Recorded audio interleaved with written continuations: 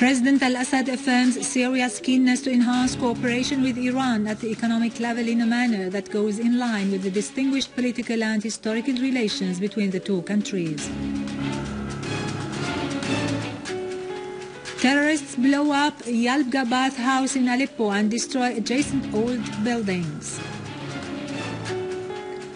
Following the beheading of American journalist Sotlof by ISIL terrorists, Obama acknowledges that the terrorist group poses a threat to the whole region.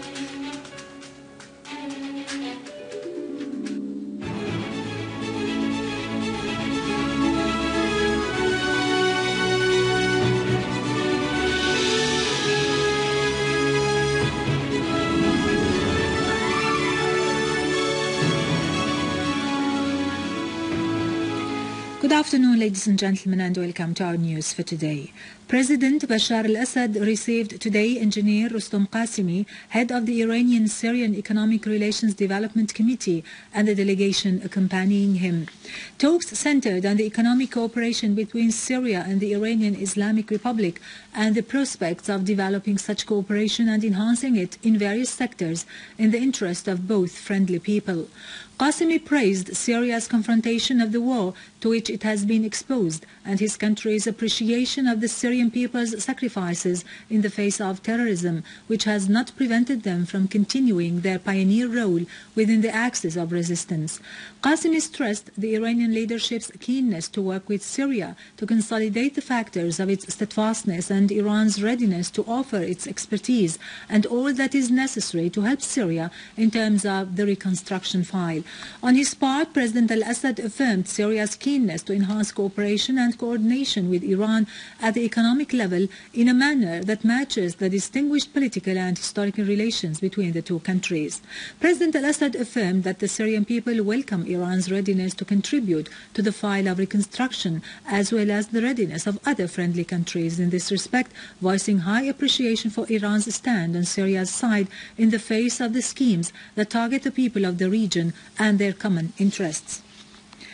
In a vicious attempt to target the historical sites of ancient Aleppo, terrorists blew up at dawn today a tunnel which connects the ancient Yabga bath house with the governorate old building in the old section of Aleppo, causing the destruction of a number of nearby houses.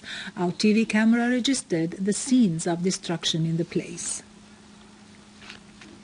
In Aleppo, Syrian Arab army units have eliminated many gunmen in the surroundings of Aleppo Castle, As-Sakhur and Bustan al-Qasr neighborhoods, as well as in Al-Layramun, ancient Aleppo and Al-Atarib, and destroyed a number of their cars and vehicles. Another Syrian Arab army unit also destroyed a number of cars and trucks with the terrorists inside in 4 villages in Aleppo suburbs. Syrian Arab army units have killed and wounded many terrorists, some of whom were non-Syrians, in the surroundings of 3 villages in Idlib suburbs. Other Syrian Arab army units targeted terrorist gatherings on Idlib Harim Road, killing and wounding several armed men and destroying their machine gun-provided vehicle. In Homs suburbs, several armed men were killed or injured and their weapons and ammunition were destroyed by Syrian Arab army soldiers in 3 sites. Terrorists were also targeted and eliminated in 6 villages in Homs' eastern countryside.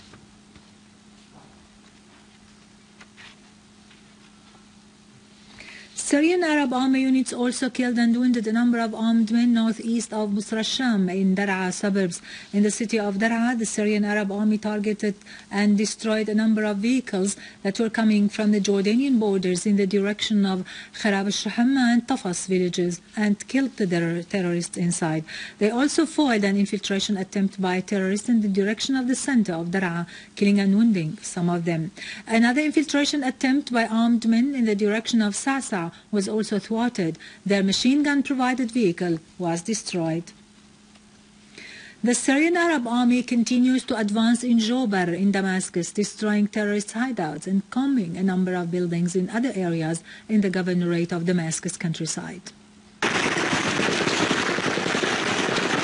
Syrian Arab army units have killed and wounded a number of gunmen and destroyed several warehouses that contained arms and ammunition in a series of operations in Jobar, Eastern Ghouta and other areas in Damascus countryside.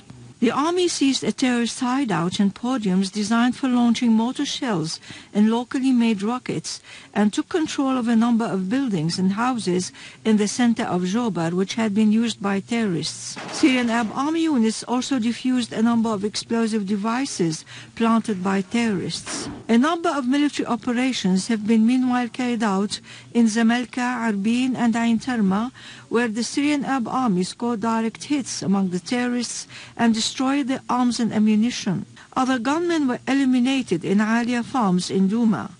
In Az-Zabadani, also in Damascus countryside, a Syrian Arab Army unit targeted a terrorist hideout in Al-Mahata neighborhood, killing a number of gunmen.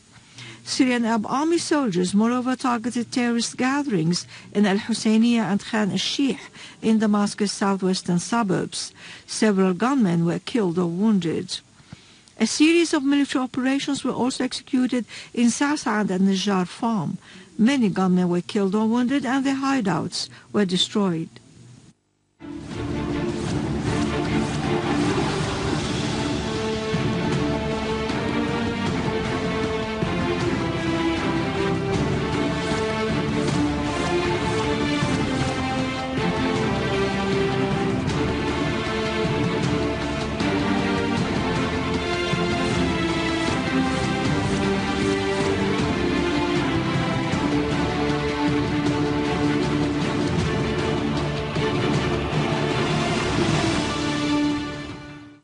Welcome back.